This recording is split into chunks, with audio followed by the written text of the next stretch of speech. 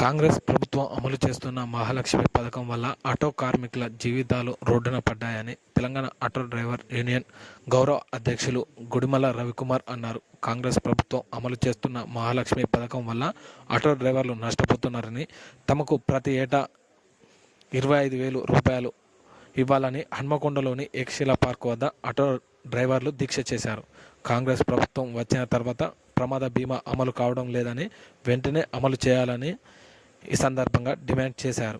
Corporation వెంటనే 1000 కోట్ల corporation వెంటనే 1000 కోట్ల కార్పొరేషన్ వెంటనే బిఏడియు జిందాబాద్ జిందాబాద్ జిందాబాద్ జిందాబాద్ జిందాబాద్ బిఏడియు జిందాబాద్ ఆటో డ్రైవర్లకు ఏటా 25,000 రూపాయలు వెంటనే ఆటో డ్రైవర్లకు ఏటా 25,000 రూపాయలు వెంటనే బిఏడియు నాయకత్వం గుడిమల రవణ నాయకత్వం గుడిమల రవణ నాయకత్వం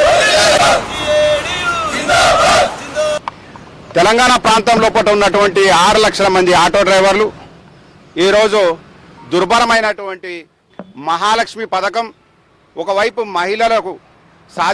మహిళల సాధికారత కోసం ఉద్దేశించినది అయినప్పటికీ మరోవైపు దాని ఫలితంగా 6 లక్షల మంది ఆటో డ్రైవర్ల పైన ఆర్థికపరమైనటువంటి భారం పడ్డటువంటి విషయం ఈ సందర్భంగా గుర్తు చేస్తున్నాం.